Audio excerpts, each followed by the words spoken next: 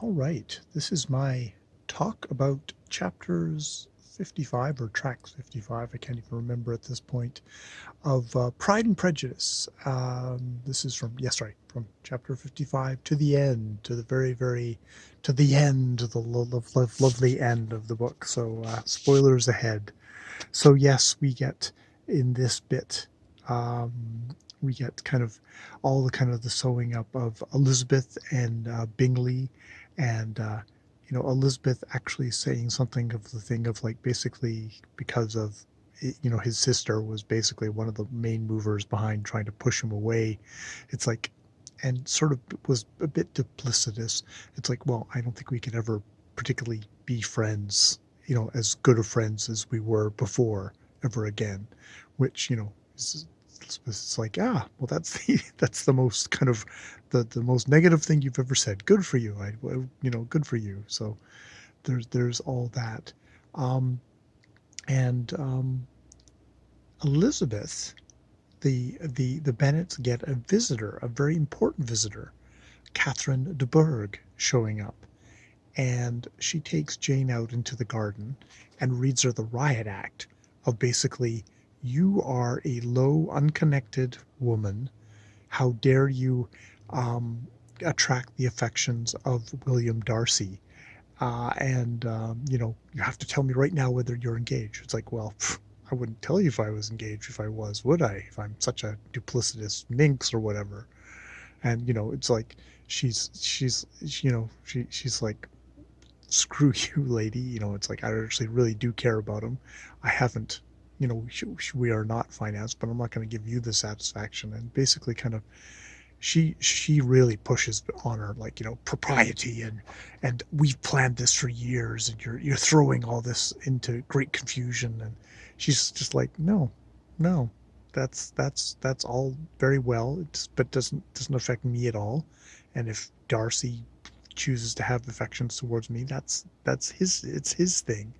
And yeah, fine. And she's like, well, you haven't heard the last of that. I will make your name blackened. I will, grr, grr.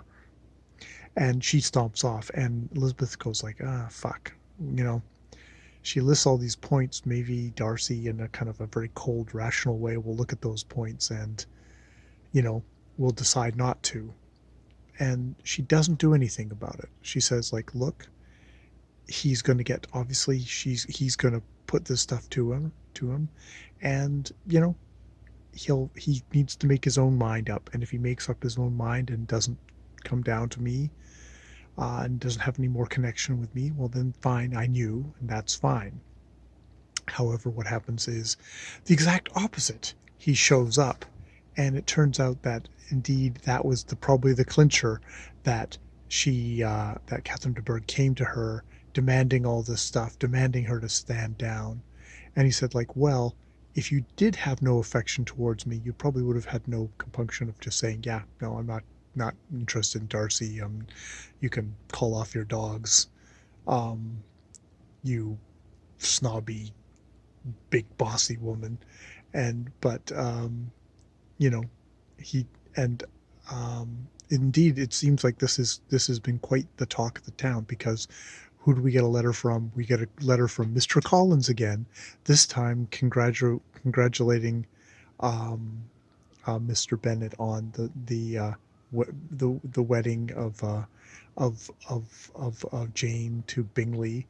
That is happening. It's like, oh, that's good. And it is quite a shame about your youngest, your Lydia, but at least that she's getting married properly, and that's good. And oh, and I also hear that, and he fills her in on the great gossip of that, oh, that she has attracted the affections of Darcy, which Mr. Bennet kind of treats as just nonsense, because he knows that Elizabeth just hates Darcy, hates her, and thinks it's quite hilarious, and she has to kind of conceal it from him, because it's like nothing's really actually been happened, but it really kind of pains her to have to conceal it.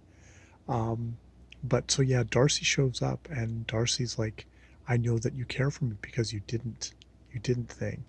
And look, I'm gonna ask you again, and if this isn't anything you're saying, I would love to, you know, have those, you know, basically, I would like to be engaged to you. I would like to marry you. Um, and she's like, yes, I would. And they kind of like, they have this moment. And they start comparing notes of like all the different things of where they've had these misunderstandings and pride and Darcy's actually kind of quite hard on himself, which you kind of get. That's the sort of the sense of that's the kind of the character of the guy, is that he is super honorable, he is super scrupulous, which can make him seem aloof and snobby, but he actually is no, he's this really swell guy. Um, he's really, you can really see, you know, why he's such a beloved character in literature. Um, and you know, she on her side also feels a lot of that as well. And so then we get kind of just sort of wrap up chapters of them, things getting sorted. Indeed, Lydia continues to be married to um, to Will. Oh man, Wick, Wickham to Wickham, and but you know it's like basically, you know, they never actually uh, apply to get anything from Darcy, but she does supply them because she's a quite decent woman who has a lot of money. She does supply them with a little bit of necessaries each time that they run into more trouble. Um, and you know his kind of whatever using relationship with Lydia wanes pretty quickly, and hers doesn't last too much longer than that. So you kind of get that sense of what a kind of sad duo they're going to be. It's really sucks for poor fucking 16-year-old Lydia. It's just like, man, it really sucks. But everybody else kind of works out quite well, and you know there's a thing said in here of just basically how they really complement each other. They're not the same person, and her her kind of forthrightness kind of works well with his shyness. um and yeah, it's just like a lovely book. I don't know if I've got particularly anything great to say about it, anything super original, but other than just, yeah, I really enjoyed myself listening to this as an audiobook. Um, there and just how well honed it is. I'm so continually impressed. Like this is an 1813 novel that reads very snappy, and it's just like you don't expect that in older literature. Just like just what the pacing of the day, what the expectations of the day. You don't expect it to kind of do this, and just how many of the characters do pop.